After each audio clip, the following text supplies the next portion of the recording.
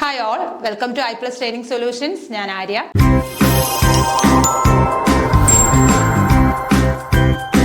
അപ്പോൾ നമ്മൾ SCERT ടെക്സ്റ്റിനെ base ചെയ്തിട്ടായിരുന്നു ക്ലാസ്സുകൾ എടുത്തുകൊണ്ടിരുന്നത്. അപ്പോൾ ഇന്ന് നമ്മൾ പഠിക്കാനായിട്ട് പോകുന്നത് 6ാം ക്ലാസ്സിലെ സയൻസ് പാഠപുസ്തകത്തിലെ ഒന്നാമത്തെ ചാപ്റ്ററായ അറിവിൻ്റെ ചെപ്പുകൾ, ജീവന്റെ ചെപ്പുകൾ, അറിവിന്റെ ചെപ്പുകളല്ല, ജീവന്റെ ചെപ്പുകൾ എന്ന് പറയുന്ന ഒരു പാഠമാണ്. ഇപ്പൊ സൂക്ഷ്മ ജീവികളെ കുറിച്ചും ഏകകോശ ജീവികൾ, അതേപോലെ തന്നെ ബഹുകോശ ജീവികൾ, അങ്ങനെ കുറച്ച് സിമ്പിൾ ആയിട്ടുള്ള കാര്യങ്ങൾ മാത്രമാണ് ഈ ഒരു ക്ലാസ്സിൽ നമ്മൾ പഠിക്കുന്നത്. വളരെ ചെറിയൊരു ചാപ്റ്ററാണ്. അത്യാവശ്യം നമുക്ക് അറിയാവുന്ന കാര്യങ്ങളൊക്കെ തന്നെയാണ്. നമ്മളൊരു റിവിഷൻ എന്ന രീതിയിൽ മാത്രമേ ഈ ഒരു ക്ലാസ് കണ്ടാൽ മതി. കാരണം അത്രയും കാര്യങ്ങളുള്ളൂ, നമ്മൾ പഠിച്ച കാര്യങ്ങൾ മാത്രമാണ്. ജസ്റ്റ് ഒന്നുകൂടി ടെക്സ്റ്റിനകത്ത് ഇമ്പോർട്ടൻ്റ് ആയിട്ട് പറഞ്ഞ കാര്യങ്ങൾ നമ്മളൊന്ന് പറഞ്ഞു പോകുന്നു. കാരണം നമ്മൾ ഇനിയിപ്പോൾ ജസ്റ്റ് അതൊന്നും പറഞ്ഞില്ല എന്നുണ്ടെങ്കിൽ അതിൽ നിന്ന് എന്തെങ്കിലും ഒരു ക്വസ്റ്റ്യൻ ചോദിച്ചാലോ എന്ന് വെച്ചിട്ട് മാത്രമാണ്. എല്ലാം അറിയാവുന്ന കാര്യങ്ങൾ തന്നെയാണ്. ഓക്കെ, അപ്പോൾ നമുക്ക് ക്ലാസ്സിലേക്ക് പോകാം. ചാപ്റ്റർ 1, ജീവന്റെ ചെപ്പുകൾ. ഓക്കെ, ജീവന്റെ ചെപ്പുകൾ. അപ്പൊ സൂക്ഷ്മജീവികൾ, നഗ്ന നേത്രങ്ങൾ കൊണ്ട് കാണാൻ കഴിയാത്ത ജീവികളാണ് സൂക്ഷ്മജീവികൾ. നമുക്കറിയാം, നമ്മുടെ എന്താണ് നേക്കഡ് ഐസ് വെച്ചിട്ട് നമുക്ക് കാണാൻ കഴിയാത്ത ജീവികളെയാണ് നമ്മൾ എന്തെന്ന് പറയുന്നത്? സൂക്ഷ്മജീവികൾ അല്ലെങ്കിൽ മൈക്രോ ഓർഗാനിസംസ് എന്ന് പറയുന്നത്, അല്ലെ? മൈക്രോ ഓർഗാനിസംസ്, സൂക്ഷ്മജീവികൾ എന്താ പറയും? മൈക്രോ ഓർഗാനിസം എന്ന് പറയാം, അല്ലെ? സൂക്ഷ്മജീവികളെ പറയുന്നത് മൈക്രോ ഓർഗാനിസംസ്. അപ്പൊ അതിന്റെ പ്രത്യേകത എന്താണ്? നമുക്ക് നഗ്ന നേത്രങ്ങൾ കൊണ്ട് ഇവയെ കാണാനായിട്ട് സാധിക്കില്ല. നമ്മുടെ നോർമൽ ഐസ്, അല്ലെ നമ്മുടെ നേക്കഡ് ഐസ് വെച്ചിട്ട് നമുക്ക് ഒരിക്കലും എന്ത് ചെയ്യാൻ പറ്റില്ല? സൂക്ഷ്മജീവികളെ കാണാനായിട്ട് സാധിക്കില്ല. ഉദാഹരണമാണ് virus, bacteria, amoeba, paramecium, euglena, ഇവയെല്ലാം. ഇപ്പൊ സൂക്ഷ്മജീവി അല്ലെ മൈക്രോ ഓർഗാനിസത്തിന് എക്സാമ്പിൾസ് ആണ് ഈ പറഞ്ഞിരിക്കുന്നത്. Virus, bacteria, amoeba, paramecium, euglena, ഇവയെല്ലാം എന്താണ്? സൂക്ഷ്മജീവികളാണ്. നമുക്ക് ഒരിക്കലും നമ്മുടെ കണ്ണ് വെച്ച് ഡയറക്റ്റ് നമുക്ക് എന്ത് ചെയ്യാൻ പറ്റില്ല? ഇവയൊന്നും കാണാനായിട്ട് സാധിക്കില്ല. പിന്നെ എങ്ങനെ കാണാനായിട്ട് പറ്റും? With the help of A microscope, അല്ലെ? ഒരു മൈക്രോസ്കോപ്പിന്റെ സഹായത്തോടു കൂടി ഈ ജീവികളെ, ഈ സൂക്ഷ്മജീവികളെ എല്ലാം നമുക്ക് കാണാനായിട്ട് സാധിക്കും. പക്ഷെ ഒരിക്കലും നഗ്ന നേത്രങ്ങൾ കൊണ്ട് ഇവയൊന്നും കാണാനായിട്ട് സാധിക്കില്ല. അപ്പൊ എന്താണ് സൂക്ഷ്മജീവികൾ എന്ന് മനസ്സിലാക്കിയിരിക്കുക, ഒപ്പം അതിന്റെ ഉദാഹരണങ്ങൾ ഏതൊക്കെയാണ് അതുകൂടി അറിയണം. അപ്പൊ നമുക്കറിയാം, bacteria, virus, fungus, amoeba, paramecium, euglena, ഇതെല്ലാം എന്താണ്? സൂക്ഷ്മജീവികൾക്കുള്ള ഉദാഹരണങ്ങളാണ്. ഓക്കെ, ക്ലിയർ ആയല്ലോ ഈ കാര്യങ്ങള്? അടുത്തത്, നഗ്ന നേത്രം കൊണ്ട് കാണാൻ സാധിക്കാത്ത സൂക്ഷ്മജീവികളെ കാണാൻ ഉപയോഗിക്കുന്ന ഉപകരണമാണ് മൈക്രോസ്കോപ്പ്. നമ്മൾ നേരത്തെ പറഞ്ഞു, അല്ലെ? മൈക്രോസ്കോപ്പിലൂടെ നമുക്ക് എന്ത് ചെയ്യാൻ പറ്റും? സൂക്ഷ്മജീവികളെ കണ്ടുപിടിക്കാനായിട്ട് സാധിക്കും, അല്ലെ? അപ്പോ നഗ്ന നേത്രങ്ങൾ കൊണ്ട് കാണാൻ കഴിയാത്ത സൂക്ഷ്മജീവികളെ നമ്മൾ കണ്ടുപിടിക്കുന്നത് എന്ത് വഴിയാണ്? മൈക്രോസ്കോപ്പിന്റെ സഹായത്തോടെയാണ്. അല്ലെങ്കിൽ അതിനുപയോഗിക്കുന്ന ഉപകരണമാണ് എന്തെന്ന് പറയുന്നത്? മൈക്രോസ്കോപ്പ്. അപ്പൊ സൂക്ഷ്മജീവികളെ കണ്ടുപിടിക്കാൻ, അല്ലെങ്കിൽ സൂക്ഷ്മജീവികളെ കാണാനായിട്ട് നമ്മൾ ഉപയോഗിക്കുന്ന ഉപകരണത്തിന്റെ പേരാണ് മൈക്രോസ്കോപ്പ് എന്ന് പറയുന്നത്. അടുത്തത്, സൂക്ഷ്മജീവികളെ എങ്ങനെ നിരീക്ഷിക്കാം? ഇത് നമ്മുടെ ടെക്സ്റ്റ് ബുക്കിനകത്തൊരു നിരീക്ഷണം, അതൊരു ഇതായിട്ട് കൊടുത്തിട്ടുണ്ട്. അപ്പൊ ജസ്റ്റ് അതൊന്ന് പറയുകയാണ്. കാരണം മൈക്രോസ്കോപ്പിനകത്തെ ഓരോ എന്താ പറയുന്നത് പാർട്സിന്റെയും പേരുകൾ പറയുന്നുണ്ട്. അപ്പൊ അതുകൊണ്ടാണ് ജസ്റ്റ് ഇതൊന്ന് ആഡ് ചെയ്തിട്ടുള്ളത്. നോക്കുക. ആവശ്യമായ സാമഗ്രികൾ: മൈക്രോസ്കോപ്പ് വേണം, സ്ലൈഡ് വേണം, കവർ ഗ്ലാസ്, വൈക്കോൽ ഇട്ട് വെച്ച വെള്ളം. അപ്പോൾ മൈക്രോസ്കോപ്പിലൂടെ ഒരു സൂക്ഷ്മജീവിയെ നിരീക്ഷിക്കാനായിട്ട് നമുക്ക് അത്യാവശ്യം വേണ്ടത് സാധനങ്ങളുടെ ലിസ്റ്റാണ് ഇവിടെ കൊടുത്തിരിക്കുന്നത്. എന്തൊക്കെ വേണം? മൈക്രോസ്കോപ്പ് വേണം, അതേപോലെ തന്നെ സ്ലൈഡ് വേണം, കവർ ഗ്ലാസ് വേണം, വൈക്കോൽ ഇട്ട് വെച്ചേക്കുന്ന വെള്ളവും ആവശ്യമാണ്. ഇനി പ്രവർത്തന രീതി എങ്ങനെയാണ്? വൈക്കോൽ ഇട്ട് വെച്ച വെള്ളത്തിൽ നിന്ന് ഒരു തുള്ളി ഗ്ലാസ് സ്ലൈഡിൽ എടുക്കുക. കവർ ഗ്ലാസ് വെച്ച ശേഷം മൈക്രോസ്കോപ്പിലൂടെ നിരീക്ഷിക്കുക. അപ്പൊ എന്ത് ചെയ്യുക? ഈ വൈക്കോൽ ഇട്ട് വെച്ച വെള്ളത്തിൽ ഒരു തുള്ളി എടുത്തിട്ട് എവിടെ വെക്കുക? സ്ലൈഡിൽ വെക്കുക. എന്നിട്ട് കവർ ഗ്ലാസ് വെച്ച് അടച്ചിട്ട് എന്ത് ചെയ്യുക? മൈക്രോസ്കോപ്പിലൂടെ നിരീക്ഷിക്കാനാണ് പറഞ്ഞിരിക്കുന്നത്.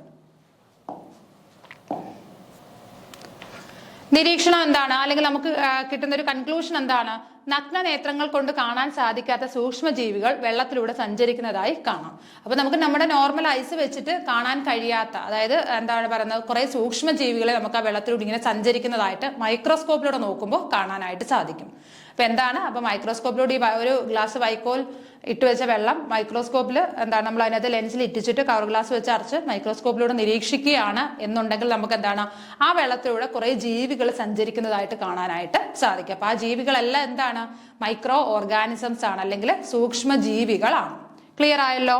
അടുത്തത്, ജീവശരീരത്തിലെ ചെറുഘടകങ്ങൾ. നോക്കിക്കേ, ജീവശരീരം നിർമ്മിക്കപ്പെട്ടിരിക്കുന്നത് അനേകം ചെറുഘടകങ്ങൾ ചേർന്നാണ്. ജീവശരീരം നിർമ്മിക്കപ്പെട്ട ഈ ചെറുഘടകങ്ങളെ പറയുന്നത് കോശങ്ങൾ. അപ്പൊ നമ്മൾ എപ്പോഴും പറയും അല്ലെ, നമ്മുടെ ബോഡിയുടെ ഏറ്റവും ബേസിക് യൂണിറ്റ് എന്ന് പറയുന്നത് എന്താണ്? സെല്ലാണ് അല്ലെങ്കിൽ കോശങ്ങളാണ്. അപ്പൊ ജീവശരീരം നിർമ്മിച്ചിരിക്കുന്നത് അനേകം എന്താണ് ചെറു ഘടകങ്ങൾ ചേർന്നിട്ടാണ്. കുറെ ചെറിയ ഘടകങ്ങൾ, ബേസിക് യൂണിറ്റ്സ് ചേർന്നിട്ടാണ് നമ്മുടെ ജീവശരീരം. ഏതൊരു ജീവിയുടെ ആണെങ്കിലും അതിന്റെ ശരീരം നിർമ്മിച്ചിരിക്കുന്ന എന്താണ്? കുറെ ഘടകങ്ങൾ, കുറെ ചെറിയ ചെറിയ ഘടകങ്ങൾ ചേർന്നിട്ടാണ്. ഈ ചെറു ഘടകങ്ങൾക്ക് പറയുന്ന പേരാണ് കോശങ്ങൾ. ഇതിന് എന്ത് പേര് പറയും? കോശങ്ങൾ അല്ലെങ്കിൽ സെൽസ് എന്ന് പേര് പറയും അല്ലെ. ഈ ചെറു ഘടകങ്ങൾക്ക് പറയുന്ന പേരെന്താണ്? സെൽസ് എന്നാണ്, കോശങ്ങൾ. അപ്പൊ ജീവശരീരം നിർമ്മിച്ചിരിക്കുന്നത് ചെറു ഘടകങ്ങൾ ചേർന്നിട്ടാണ്. ഈ ഘടകങ്ങളെ പറയുന്ന പേരാണ് സെല്ലുകൾ അല്ലെങ്കിൽ സെൽസ് എന്ന് പറയും. ചെറിയ മുറി എന്നർത്ഥം വരുന്ന ലാറ്റിൻ പദമായ സെല്ലയിൽ നിന്നാണ് സെൽ അഥവാ കോശം എന്ന പേര് ഉണ്ടായിരിക്കുന്നത്. ഇത് വളരെ ഇമ്പോർട്ടന്റ് ആണെന്ന് ഓർത്തിരിക്കണം. ചെറിയ മുറി. അപ്പൊ സെൽ എന്ന പദത്തിന്റെ അർത്ഥം എന്താണ്? ചെറിയ മുറി. ഓക്കെ, ചെറിയ മുറി എന്നർത്ഥം വരുന്ന ലാറ്റിൻ പദമായ സെല്ല. അപ്പം സെൽ എന്ന പദം ഉത്ഭവിച്ചത് ഏത് ഭാഷയിൽ നിന്നാണ്? ലാറ്റിൻ ഭാഷയിൽ നിന്ന്. അപ്പൊ ലാറ്റിൻ പദമാണ് സെൽ എന്ന് പറയുന്ന വേർഡ്. അതിന്റെ മീനിങ് എന്താണ്? ചെറിയ മുറി, എ സ്മോൾ റൂം. അതാണ് അതിന്റെ മീനിങ്. അപ്പൊ സെൽ മീൻസ് എന്താണ്? A small room. നമ്മൾ പറയും എന്താണ്, കുറ്റവാളികളെയൊക്കെ സെല്ലിൽ അടയ്ക്കുക എന്ന് പറയും. അപ്പൊ സെല്ലെന്ന് മീൻസ് ഒരു ചെറിയ മുറി എന്നുള്ളൊരു മീനിങ് ആണ് വരുന്നത്. അപ്പൊ ഇന്ന് സെല്ലെന്ന് പറയുന്ന ഒരു സെല്ല എന്ന് പറയുന്ന, സെല്ലെന്നല്ല അതിന്റെ മീനിങ്, സെല്ല എന്ന് പറയുന്ന ലാറ്റിൻ പദത്തിൽ നിന്നാണ് സെൽ എന്ന് പറയുന്ന ഒരു ഇംഗ്ലീഷ് വേർഡ് ഉണ്ടായിരിക്കുന്നത്. അതിന്റെ മീനിങ് എന്താണ്? ചെറിയ മുറി എന്നാണ് ആ ഒരു വേർഡിന്റെ അർത്ഥം എന്ന് പറയുന്നത്. ജീവന്റെ അടിസ്ഥാന ഘടകമാണ് കോശം. അപ്പൊ നമുക്കറിയാം ജീവന്റെ അടിസ്ഥാന ഘടകം, ബേസിക് യൂണിറ്റ്, ലൈഫിന്റെ ബേസിക് യൂണിറ്റ് എന്ന് പറയുന്നത് എന്താണ്? സെല്ലാണ്. കോശങ്ങളുടെ കൂട്ടായ്മയിലാണ് ജീവൻ നിലനിർത്താൻ വേണ്ട പ്രവർത്തനങ്ങൾ നടക്കുന്നത്. അപ്പൊ ഈ കോശങ്ങൾ കൂട്ടായിട്ട് പ്രവർത്തിച്ചിട്ടാണ് നമ്മുടെ ജീവൻ നിലനിർത്താൻ വേണ്ടുന്ന എല്ലാ പ്രവർത്തനങ്ങളും നടക്കുന്നത്. അപ്പം റെസ്പിറേഷൻ ആകാം, ഡൈജഷൻ ആവാം, എക്സ്ക്രീഷൻ ആവാം, എന്ത് തരം പ്രവർത്തനങ്ങളാണെങ്കിലും നമ്മുടെ ശരീരത്തിൽ നടക്കുന്ന എല്ലാ പ്രവർത്തനങ്ങളിലും എന്താണ്? ഈ കോശങ്ങളുടെ കൂട്ടായ പ്രവർത്തനമുണ്ട്. ഈ കൂട്ടായി പ്രവർത്തിച്ചിട്ടാണ് നമ്മുടെ ശരീരത്തിലെ ഓരോ ജീവൽ പ്രവർത്തനങ്ങൾ അല്ലെങ്കിൽ നമ്മുടെ മെറ്റബോളിക് ആക്ടിവിറ്റീസ്, ഉപാപചയ പ്രവർത്തനങ്ങളെല്ലാം നടക്കുന്നത് ഈ സെല്ലുകൾ കൂട്ടായിട്ട് പ്രവർത്തിച്ചിട്ടാണ്. ഓക്കെ, നോക്കിയേ, കോശങ്ങളുടെ കൂട്ടായ്മയിലാണ് ജീവൻ നിലനിർത്താൻ വേണ്ട പ്രവർത്തനങ്ങൾ നടക്കുന്നത്. അപ്പൊ നമ്മുടെ ജീവൻ നിലനിർത്താൻ വേണ്ടുന്ന എല്ലാ പ്രവർത്തനങ്ങളും നടക്കുന്നത് കോശങ്ങളുടെ കൂട്ടായ്മയിലാണ്. അപ്പൊ ഇവിടെ പറഞ്ഞു നമ്മൾ എന്തൊക്കെല്ലാം കാര്യങ്ങളിവിടെ പറഞ്ഞു? സെൽ എന്ന് പറയുന്നത് അല്ലെ കോശങ്ങൾ എന്ന് പറയുന്നത് നമ്മുടെ ലൈഫിന്റെ ബേസിക് യൂണിറ്റ് ആണ് അല്ലെ. ഈ ചെറിയ സെല്ലുകൾ ചേർന്നിട്ടാണ് എന്താണ് ഒരു ഓർഗാനിസം ഫോം ചെയ്യുന്നത് അല്ലെങ്കിൽ ഒരു ഓർഗനായിട്ട് മാറുന്നത്. അപ്പൊ അതേപോലെ സെൽ എന്ന് പറയുന്നത് എന്താണ്? സെല്ല എന്ന് പറയുന്ന ലാറ്റിൻ പദത്തിൽ നിന്നാണ് സെൽ എന്ന് പറയുന്ന ഒരു ഇംഗ്ലീഷ് വേർഡ് ഉണ്ടായിരിക്കുന്നത്. അതിന്റെ മീനിങ് എന്താണ്? ചെറിയ മുറി എന്നാണ് അർത്ഥം. സ്മോൾ റൂം, ചെറിയ മുറി എന്നാണ് അതിന്റെ അർത്ഥം വരുന്നത്. അതൊന്ന് ഓർത്തിരിക്കണം. പദം ലാറ്റിൻ പദമാണ്. ആ വേർഡ് ഒന്ന് ഓർത്തിരിക്കുക കേട്ടോ. ലാറ്റിൻ ആണ് ലാംഗ്വേജ് എന്ന് പറയുന്നത്. സെല്ല എന്നാണ് ആ വേർഡ്. അതിൽ നിന്നാണ് സെൽ എന്ന് പറയുന്ന പദം വന്നത്. പിന്നെ നമ്മൾ പറഞ്ഞ എന്താണ്? സെല്ല് ബേസിക് യൂണിറ്റ് ആണ് എന്ന് പറഞ്ഞു. അതേപോലെ തന്നെ ഈ സെല്ലുകൾ കൂട്ടായിട്ട് പ്രവർത്തിച്ചിട്ടാണ് നമ്മുടെ ശരീരത്തിലെ എല്ലാ ആക്ടിവിറ്റീസും നടക്കുന്നതെന്ന് പറഞ്ഞു. ഒരു കോശം മാത്രമുള്ള ജീവികളാണ് ഏകകോശ ജീവികൾ. അപ്പൊ നമ്മൾ ഇനി കോശങ്ങളുടെ അടിസ്ഥാനത്തിൽ നമ്മൾ ജീവികളെ എന്താണ് വർഗീകരിക്കുകയാണ്. ഒരു കോശം മാത്രമുള്ള ജീവികളെ നമ്മൾ എന്ത് പേര് പറയും? ഏകകോശ ജീവികൾ അല്ലെങ്കിൽ യൂണിസെല്ലുലാർ ഓർഗാനിസം എന്ന് പറയും. എന്ത് പറയും? Unicellular organism. ഇപ്പൊ ഒരു കോശം മാത്രമുള്ള ജീവിയാണെങ്കിൽ അതിനെ നമ്മൾ എന്ത് പേര് പറയും? യൂണിസെല്ലുലാർ ഓർഗാനിസം അല്ലെങ്കിൽ ഏകകോശ ജീവികൾ എന്ന് പറയും. അതിന് എക്സാമ്പിൾ ആണ് അമീബ, പാരമീസിയം, യുഗ്ലീന ഇവയെല്ലാം. ഓക്കെ, ബാക്ടീരിയ ഇവയെല്ലാം എന്താണ്? യൂണിസെല്ലുലാർ ഓർഗാനിസം ആണ്. അല്ലെങ്കിൽ അതിന്റെ ശരീരത്തിൽ ഒരൊറ്റ സെല്ല് മാത്രമേ, ആ ഒരു സെല്ല് കൊണ്ടാണ് അതിന്റെ ശരീരത്തിലെ എല്ലാ മെറ്റബോളിക് ആക്ടിവിറ്റീസും നടക്കുന്നത്. അപ്പോൾ ഒരു സെല്ല് മാത്രമുള്ള ജീവികൾക്ക് എക്സാമ്പിൾ ഏതൊക്കെയാണ്? അമീബ, പാരമീസിയം, യുഗ്ലീന, ബാക്ടീരിയ ഇവയെല്ലാം എന്താണ്? ഏകകോശ ജീവികളാണ് അല്ലെങ്കിൽ യൂണിസെല്ലുലാർ ഓർഗാനിസംസ് ആണ്. ഇനി ശരീരത്തിൽ ഒന്നിലധികം കോശങ്ങളുള്ള ജീവികളാണ് ബഹുകോശ ജീവികൾ. അപ്പൊ ശരീരത്തിൽ ഒന്നിലധികം, ഒരു കോശമുള്ള ജീവികളെ നമ്മൾ ഏകകോശ ജീവികൾ എന്ന് പറയും. അപ്പൊ ഒന്നിലധികം കോശങ്ങൾ വന്നു കഴിഞ്ഞാൽ അതിനെ നമ്മൾ എന്ത് പേര് പറയും? ബഹുകോശ ജീവികൾ എന്ന് പറയും. അപ്പൊ ഒന്നിലധികം എന്ന് പറയുമ്പോൾ ഒന്നിൽ കൂടുതൽ എത്ര സെൽസ് വേണമെങ്കിൽ അതിന്റെ ശരീരത്താവാം. അതിനെല്ലാം കൂടി ചേർത്തിട്ട് നമ്മൾ എന്ത് പേര് പറയും? ബഹുകോശ ജീവികൾ എന്ന് പറയും. അതിന് എക്സാമ്പിൾ ആണ് ജന്തുക്കള്, സസ്യങ്ങള്. ഓക്കെ, ഇപ്പൊ ജന്തുക്കളും സസ്യങ്ങളും എല്ലാം എന്താണ്? ബഹുകോശ ജീവികൾക്ക് എക്സാമ്പിൾ ആണ്. ഓക്കെ, നമ്മൾ ഏകകോശ ജീവികളും പറഞ്ഞു, ബഹുകോശ ജീവികളും പറഞ്ഞു. ഏകകോശ ജീവികൾ എന്ന് പറഞ്ഞു കഴിഞ്ഞാൽ എന്താണ്? ശരീരത്തിൽ ഒരു സെല്ല് മാത്രമേ കാണുകയുള്ളൂ. അവയ്ക്ക് എക്സാമ്പിൾ ആണ് amoeba, paramecium, euglena, bacteria, virus. ഇവയെല്ലാം എന്താണ്? ഏകകോശ ജീവികളാണ്. വൈറസ് പറഞ്ഞില്ല, ബാക്ടീരിയയും കൂടിയാണ് പറഞ്ഞത്. പിന്നീട് ബഹുകോശ ജീവികൾ എന്ന് പറഞ്ഞു കഴിഞ്ഞാൽ ശരീരത്തിൽ ഒന്നിലധികം സെൽസ് ഉണ്ട്. ഒന്നിലധികം സെൽ എന്ന് പറയുമ്പോൾ പിന്നെ എത്ര വേണമെങ്കിലും ആകാം, അവിടെ നമ്മളൊരു നമ്പർ പറയുന്നില്ല. ഒന്നിൽ കൂടുതൽ സെല്ലുള്ള എല്ലാ ജീവികളെയും കൂടെ കൂട്ടിയിട്ട് നമ്മൾ എന്ത് പറയും? ബഹുകോശ ജീവികൾ അല്ലെങ്കിൽ മൾട്ടി സെല്ലുലാർ ഓർഗാനിസം എന്ന് പറയും. അതിന് എക്സാമ്പിൾ ആണ് നമ്മൾ പറഞ്ഞത് ഈ പറയുന്ന ജന്തുക്കളും സസ്യങ്ങളും എല്ലാം എന്താണ്? മൾട്ടി സെല്ലുലാർ ഓർഗാനിസം അല്ലെങ്കിൽ ബഹുകോശ ജീവികൾക്ക് ഉദാഹരണമാണ്.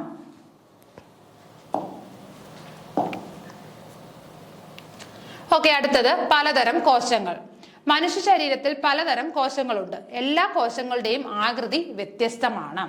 ഉദാഹരണം രക്തകോശങ്ങൾ, കവിളിലെ കോശങ്ങൾ, പേശീകോശം, നാഡീകോശം ഇവയെല്ലാം. അപ്പൊ എന്താണ്? മനുഷ്യ ശരീരത്തിലെ പലതരത്തിലുള്ള കോശങ്ങളുണ്ട്. എല്ലാ കോശങ്ങളും ഒരേപോലെ അല്ല, അതിന്റെ ആകൃതിയിലും അതിന്റെ എന്താണ് അത് ചെയ്യുന്ന പ്രവൃത്തിയിലും ഒക്കെ വ്യത്യാസമുണ്ട് അല്ലെ. അപ്പോൾ ജന്തുകോശത്തിന്റെ പ്രധാന ഭാഗങ്ങളാണ് മനുഷ്യ ശരീരത്തിൽ പലതരം കോശങ്ങളുണ്ട്. എല്ലാ കോശങ്ങളുടെയും ആകൃതി വ്യത്യസ്തമാണ്. അപ്പൊ കോശങ്ങളുടെ എല്ലാം എന്താണ്? ആകൃതി മാത്രമല്ല, അത് ചെയ്യുന്ന പ്രവൃത്തിയിലും വ്യത്യാസമുണ്ട്. ഒരെണ്ണത്തിന്റെ ഡ്യൂട്ടി ആയിരിക്കില്ല മറ്റൊന്നിന്റെ എന്ന് പറയുന്നത് അല്ലെ. അപ്പോൾ കോശങ്ങൾ, പലതരത്തിലുള്ള കോശങ്ങൾ മനുഷ്യ ശരീരത്തുണ്ട്. അതേപോലെ തന്നെ അതിന്റെ ആകൃതിയും എന്താണ്? വ്യത്യസ്തമാണ്. അതിന് ഉദാഹരണമാണ് പറഞ്ഞിരിക്കുന്നത് രക്തകോശങ്ങള്, കവിളിലെ കോശങ്ങള്, പേശീകോശം, നാഡീകോശം. ഇതെല്ലാം എന്താണ്? നമ്മുടെ ശരീരത്തിൽ അടങ്ങിയിരിക്കുന്ന പലതരം കോശങ്ങളാണ്. ഇവയുടെ എല്ലാം ആകൃതിയും അതേപോലെ ഇവർ ചെയ്യുന്ന ജോലികളും എന്താണ്?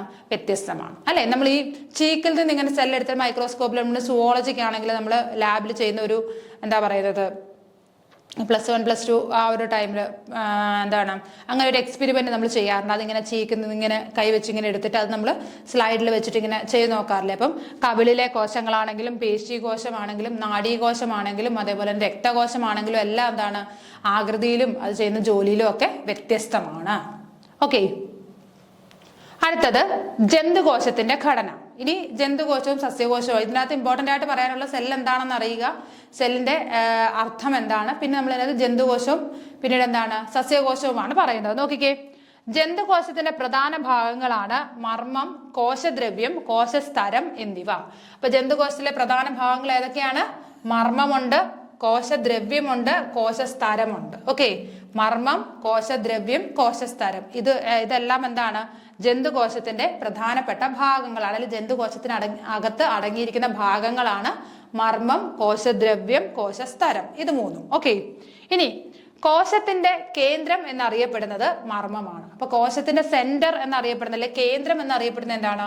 മർമ്മം അല്ലെങ്കിൽ എന്താണ്? ന്യൂക്ലിയസ് എന്ന് പറയും അല്ലെ. മർമ്മം എന്ന് പറഞ്ഞു കഴിഞ്ഞാൽ ന്യൂക്ലിയസ് ആണ്. അപ്പൊ കോശത്തിന്റെ സെന്റർ അല്ലെങ്കിൽ മർമ്മം എന്ന് പറയുന്നത് എന്താണ്? ന്യൂക്ലിയസ് ആണ്. കോശത്തിന്റെ സെന്റർ, അതിനെയാണ് നമ്മൾ മർമ്മം എന്ന് പറയുന്നത്. ആ മർമ്മത്തിന്റെ ഇംഗ്ലീഷ് വേർഡാണ് ന്യൂക്ലിയസ് എന്ന് പറയുന്നത്. കോശപ്രവർത്തനങ്ങളെ നിയന്ത്രിക്കുന്നത് മർമ്മമാണ്. അപ്പൊ കോശത്തിനകത്ത് നടക്കുന്ന എല്ലാ പ്രവർത്തനങ്ങളും നിയന്ത്രിക്കുന്നത് ആരാണ്? മർമ്മമാണ്. അതുകൊണ്ടാണ് നമ്മൾ മർമ്മത്തെ കോശത്തിന്റെ കേന്ദ്രം എന്ന് പറയുന്നത്. അപ്പൊ കോശത്തിനകത്ത് നടക്കുന്ന എല്ലാ ആക്ടിവിറ്റീസും കൺട്രോൾ ചെയ്യുന്ന ആരാണ്? ന്യൂക്ലിയസ് ആണ്. ഓക്കെ, എന്തെല്ലാം കാര്യങ്ങൾ ഇവിടെ പറഞ്ഞു? കോശത്തിന്റെ ഘടന, പ്രധാനമായിട്ടും കോശത്തിനകത്ത് അടങ്ങിയിരിക്കുന്ന ഘടകങ്ങൾ എന്ന് പറയുന്നത് മർമ്മമുണ്ട്, കോശദ്രവ്യമുണ്ട്, കോശസ്തരമുണ്ട് അല്ലെ. ഇനി മർമ്മം എന്ന് പറയുന്ന ന്യൂക്ലിയസ്, കോശദ്രവ്യം എന്താണ്? സൈറ്റോപ്ലാസം, അതിനകത്തുള്ള വെള്ളം പോലെ കിടക്കുന്ന ആ ഭാഗത്തെയാണ് സൈറ്റോപ്ലാസം എന്ന് പറഞ്ഞത്.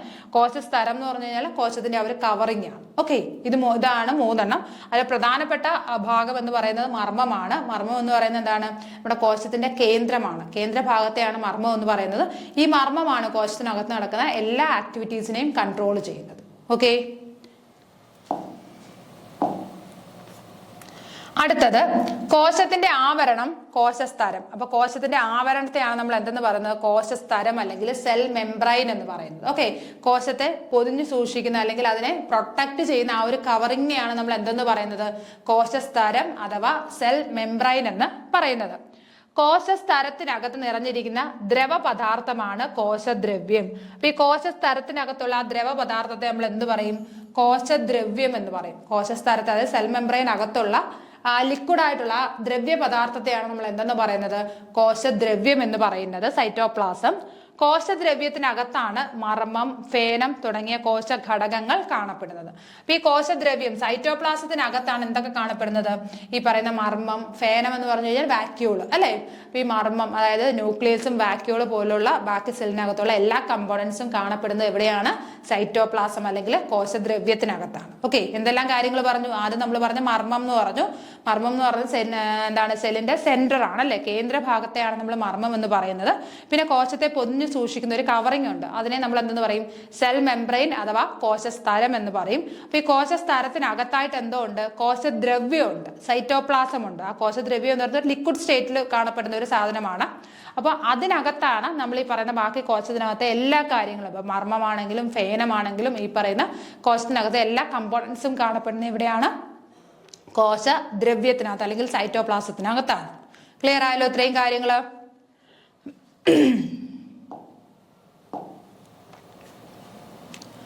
അടുത്തത് സസ്യകോശത്തിന്റെ ഘടന. ഇത്രയും നേരം നമ്മൾ പറഞ്ഞ ജന്തുകോശത്തെ കുറിച്ചായിരുന്നു. ഇനി നമ്മൾ പറയാൻ പോകുന്ന സസ്യകോശത്തിന്റെ ഘടനയെ കുറിച്ചാണ്.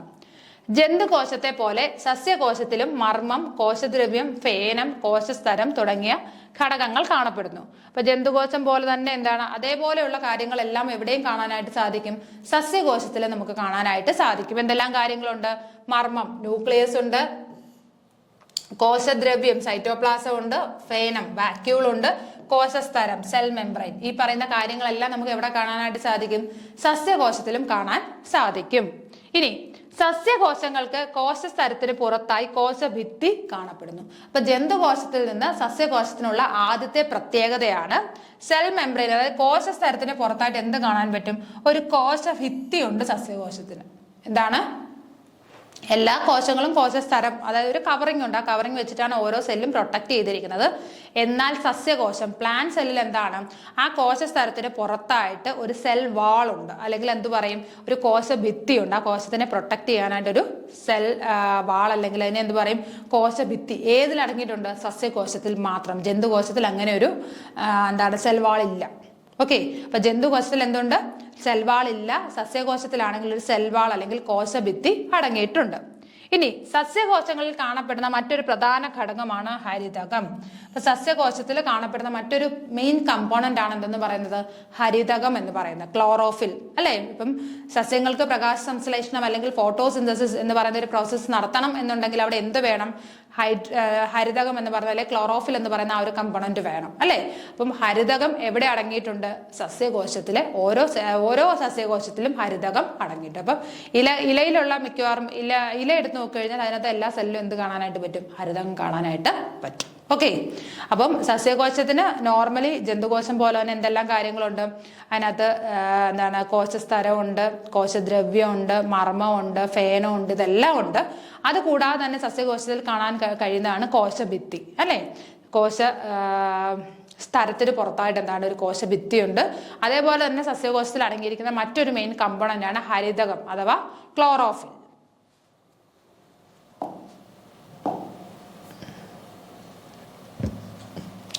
സസ്യകോശത്തിൽ പ്രകാശ സംശ്ലേഷണത്തിന് സഹായിക്കുന്ന ഘടകമാണ് ഹരിതകം. അപ്പൊ സസ്യകോശത്തിൽ എന്താണ്? പ്രകാശ സംശ്ലേഷണത്തിന് സഹായിക്കുന്ന ഘടകമാണ് എന്തെന്ന് പറയുന്നത്? ഹരിതകം എന്ന് പറയുന്നത്. സസ്യഭാഗങ്ങളിൽ കാണുന്ന കോശങ്ങൾക്ക് ആകൃതിയും ഘടനയിലും വ്യത്യാസമുണ്ട്. അപ്പൊ സസ്യത്തിന്റെ ഓരോ ഭാഗത്തും കാണുന്ന കോശങ്ങൾക്ക് അതിന്റെ ആകൃതിയിലായാലും അതേപോലെ ഘടനയിലായാലും എന്തുണ്ട്? പലതരത്തിലുള്ള വ്യത്യാസങ്ങളുണ്ട്. നോക്കിക്കേ, എന്തെല്ലാം കാര്യങ്ങൾ അവിടെ പറഞ്ഞ്? സസ്യകോശത്തിലാണെങ്കിൽ എന്താണ്? ഹരിതകം എന്തിനെ സഹായിക്കുന്നു? പ്രകാശ സംശ്ലേഷണം അല്ലെങ്കിൽ ഫോട്ടോസിന്തസിസിനെ സഹായിക്കുന്നത് ആരാണ്? ഹരിതകമാണ്. സസ്യകോശത്തില് പ്രകാശ സംശ്ലേഷണം അഥവാ ഫോട്ടോസിന്തസിസിന് സഹായിക്കുന്ന ഹരിതകമാണ്. അതേപോലെ തന്നെ പറഞ്ഞ കാര്യമാണ് സസ്യഭാഗങ്ങളിൽ കാണുന്ന കോശങ്ങൾക്ക് ആകൃതിയിലും ഘടനയിലും വ്യത്യാസമുണ്ട്. സസ്യത്തിന്റെ അതായത് ഇലയിൽ കാണുന്ന കോശത്തിന്റെ അതേ ആകൃതിയും ഘടനയും ആയിരിക്കില്ല ചിലപ്പോൾ അതിന്റെ തണ്ടിൽ കാണുന്ന കോശങ്ങൾക്ക്. അപ്പൊ സസ്യത്തിന്റെ ഓരോ ഭാഗത്തും കാണുന്ന കോശത്തിന് അതിന്റെ ആകൃതിയിലാണെങ്കിലും അതിന്റെ ഘടനയിലായാലും എന്തുണ്ട്? വ്യത്യാസങ്ങൾ ഉണ്ട്. കൂടാതെ ഒരേ ചെടിയുടെ ഒരേ ഭാഗത്തെ എല്ലാ കോശങ്ങളും ഒരുപോലെയല്ല. അതേപോലെ തന്നെ ഒരേ ചെടിയായിരിക്കും. ഇപ്പൊ 2 ചെമ്പരത്തി ചെടി എടുത്തു വെച്ച് കഴിഞ്ഞാൽ അതിന്റെ ഒരേ ഭാഗത്തു നിന്ന് കോശങ്ങൾ എടുത്തു കഴിഞ്ഞാൽ അതും ഒരേപോലെ ആവണമെന്ന് ഒരു നിർബന്ധമില്ല. അതും തമ്മിൽ എന്തെങ്കിലും വ്യത്യാസങ്ങൾ കാണാനുള്ള ചാൻസസ് ഉണ്ട്. അപ്പൊ സസ്യകോശത്തിന്റെ കാര്യങ്ങൾ പറഞ്ഞു. സസ്യകോശത്തിൽ എന്തൊക്കെയുണ്ട്? കോശഭിത്തി അടങ്ങിയിട്ടുണ്ട്, ഹരിതകമുണ്ട്. ഹരിതകം എന്തിനു വേണ്ടിയിട്ടാണ്? പ്രകാശ സംശ്ലേഷണം നടത്താൻ വേണ്ടിയിട്ടാണ് സസ്യകോശത്തില് ഹരിതകം അടങ്ങിയിട്ടുള്ളത്. പിന്നെ പറഞ്ഞത് എന്താണ്, സസ്യകോശത്തിന്റെ ഓരോ ഭാഗത്തും കോശങ്ങളുടെ ആകൃതിയാണെങ്കിലും അതിന്റെ ഘടനയിലും വ്യത്യാസമുണ്ട്. പിന്നെ ഒരേ ചെടിയുടെ ഒരേപോലത്തെ രണ്ട് ചെടികളുടെ ഒരേ ഭാഗത്ത് നമ്മൾ കോശങ്ങൾ എടുത്തു കഴിഞ്ഞാൽ ആ കോശങ്ങളിലും വ്യത്യാസം കാണാനായിട്ട് നമുക്ക് സാധിക്കും.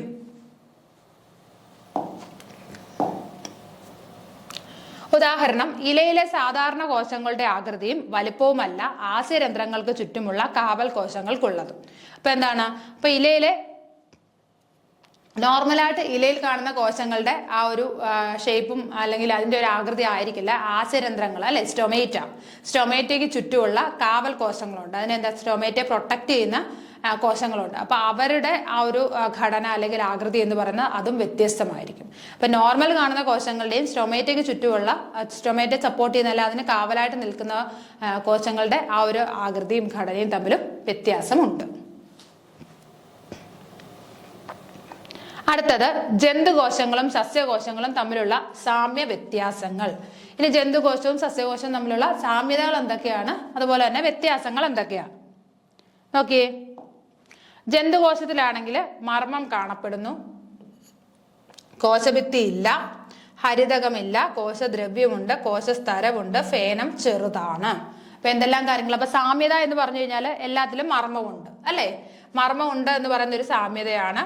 പിന്നീട് എന്താണ്, കോശദ്രവ്യം എല്ലാത്തിലും ഉണ്ട്, കോശസ്തരമുണ്ട്, ഫേനം കാണപ്പെടുന്നു. പക്ഷെ ജന്തുകോശത്തിലെ ഫേനം ചെറുതാണ്. ഓക്കെ, അപ്പൊ ജന്തുകോശത്തിലെ ഫേനത്തിന്റെ പ്രത്യേകത എന്താണ്, അത് തീരെ ചെറുതായിരിക്കും. ജന്തുകോശത്തിലെ ഫേനം തീരെ ചെറുതായിരിക്കും. അതേപോലെ തന്നെ ജന്തുകോശത്തിൽ കാണപ്പെടാത്ത സാധനങ്ങളാണ്, കോശഭിത്തി ഇല്ല, അല്ലെ, അതേപോലെ എന്തില്ല, ഹരിതകമില്ല, പിന്നെ എന്താണ്, ഫേനം വളരെ ചെറുതായിരിക്കും. അപ്പൊ സാമ്യതകൾ എന്തൊക്കെയാണ്,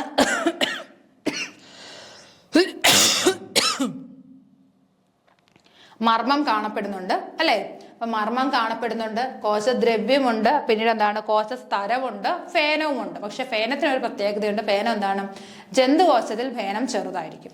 പിന്നെ എക്സ്ട്രാ ആയിട്ട് കാണാൻ സാധിക്കാത്ത എന്താണ്, ഇതിന് കോശഭിത്തി ഇല്ല, അതേപോലെ തന്നെ വേറെന്തില്ല, ഹരിതകവും അടങ്ങിയിട്ടില്ല. എവിടെ, ജന്തുകോശത്തില് ഹരിതകവും അടങ്ങിയിട്ടില്ല. ക്ലിയർ ആയല്ലോ. അടുത്തത് സസ്യകോശം. സസ്യകോശത്തിൽ എന്താണ്, മർമ്മം കാണപ്പെടുന്നുണ്ട്, കോശഭിത്തിയുണ്ട്, ഹരിതകമുണ്ട്, കോശദ്രവ്യമുണ്ട്, കോശസ്തരമുണ്ട്, ഫേനം വലുതാണ്.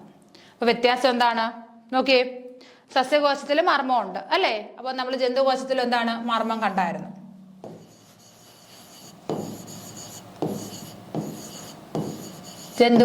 ജന്തുകോശത്തിൽ എന്തുണ്ട്, മർമ്മമുണ്ട്, ഉണ്ടല്ലോ, മർമ്മമുണ്ട്. അടുത്തത് കോശഭിത്തി. കോശഭിത്തി ഉണ്ടോ, ഇല്ല, ജന്തുകോശത്തില് കോശഭിത്തി ഇല്ല.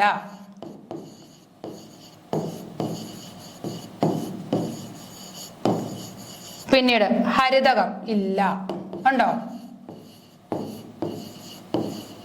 ഹരിതകം ഇല്ല. ഇനി അടുത്ത കോശദ്രവ്യം ഉണ്ട്.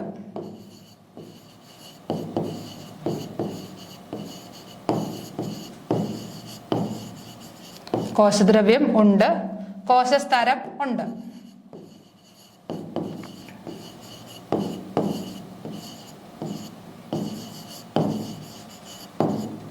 അടുത്തത് ഫേനം.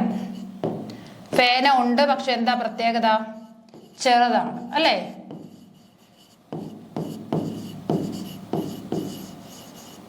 ഫേനം ഉണ്ടെങ്കിൽ അതിന്റെ പ്രത്യേകത എന്താണ്, അത് ചെറുതാണ്, അല്ലേ. നോക്കി, അപ്പൊ എന്തെല്ലാം കാര്യങ്ങൾ. ഇനി വ്യത്യാസം ഓരോന്ന് നോക്കി, ഇതിൽ നിന്ന് നമുക്ക് വ്യത്യാസം പറയാം. നോക്കിക്കേ, അപ്പൊ മർമ്മം, രണ്ടിലും മർമ്മമുണ്ട്, മർമ്മം ഉണ്ട്,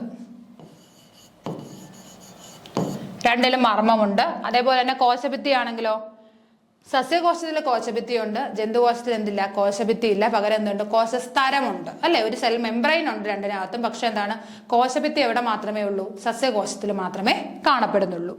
ഇനി ഹരിതകം എവിടെയുണ്ട്, സസ്യകോശത്തിൽ ഹരിതകമുണ്ട്. കാരണം എന്താണ്, ഫോട്ടോസിന്തസിസ് അല്ലെങ്കിൽ പ്രകാശ സംശ്ലേഷണം നടക്കണം എന്നുള്ളത് കൊണ്ട് സസ്യകോശത്തിൽ ഹരിതകമുണ്ട്. എന്നാൽ ജന്തുകോശത്തിൽ എന്തില്ല, ഹരിതകം ഇല്ല. അടുത്തത് കോശദ്രവ്യം. കോശദ്രവ്യം എന്താണ്, രണ്ടിലും ഉണ്ട്, അല്ലെ. അപ്പൊ മർമ്മം രണ്ടിലും ഉണ്ട്, അതേപോലെ തന്നെ കോശദ്രവ്യവും രണ്ടിലും ഉണ്ട്. ഇനി കോശസ്തരമാണെങ്കിലോ, രണ്ടിലും ഉണ്ട്, അല്ലെ, കോശസ്തരവും രണ്ടിലും ഉണ്ട്. അടുത്തത് ഫേനം. ഫേനം ഉണ്ട് രണ്ടിലും, പക്ഷെ പ്രത്യേകത എന്താണ്? സസ്യകോശത്തിൽ വലുതുമാണ്, ജന്തുകോശത്തിൽ എന്താണ്? ചെറുതുമാണ്. അല്ലേ? സസ്യകോശത്തിലെ ഫേനം എന്താണ്? വലുതാണ്. ഏകദേശം ആ ഒരു സെല്ലിന്റെ പകുതിയോളം അല്ലെ പകുതിയിൽ കൂടുതൽ എന്താണ്? ഫേനം തന്നെയാണ് നമുക്ക് കാണാനായിട്ട് സാധിക്കുന്നത്. എന്നാൽ ജന്തുകോശത്തിൽ ചെറിയ ഒരു ഭാഗം മാത്രമാണ് ഫേനം എന്ത് ചെയ്യുന്നത്? ഇൻക്ലൂഡ് ചെയ്യുന്നത്. ഫേനം ചെറുതായിരിക്കും. എന്നാൽ സസ്യകോശത്തിലാണെങ്കിൽ ഫേനം വലുതും ആയിരിക്കും. ഓക്കെ. പിന്നീട് സസ്യകോശത്തിലുള്ള കാര്യങ്ങൾ എക്സ്ട്രാ ഉള്ളതാണ് ഏതൊക്കെ? കോശഭിത്തിയും ഹരിതകവും. അല്ലെ? സസ്യകോശത്തിൽ എന്തുണ്ട്? ഒരു കോശഭിത്തി അടങ്ങിയിട്ടുണ്ട്, അതേപോലെ തന്നെ ഹരിതകം, ഫോട്ടോസിന്തസിന് വേണ്ടി ഹരിതകവും അടങ്ങിയിട്ടുണ്ട്. ബാക്കി എല്ലാ കാര്യവും എന്താണ്? കോമൺ ആണ്. പിന്നെ ഫേനത്തിന്റെ കാര്യം മാത്രമേ ഉള്ളൂ. സസ്യകോശത്തിൽ ഫേനം കുറച്ച് വലുതായിരിക്കും. ഒരു പകുതിയിലധികം എന്തായിരിക്കും? സെല്ലിന്റെ പകുതിയിലധികം ഭാഗവും ഫേനം അല്ലെങ്കിൽ വാക്യൂൾ ആയിരിക്കും കാണപ്പെടുന്നത്. എന്നാൽ ജന്തുകോശത്തിലോ ഫേനം വളരെ ചെറുതായിരിക്കും.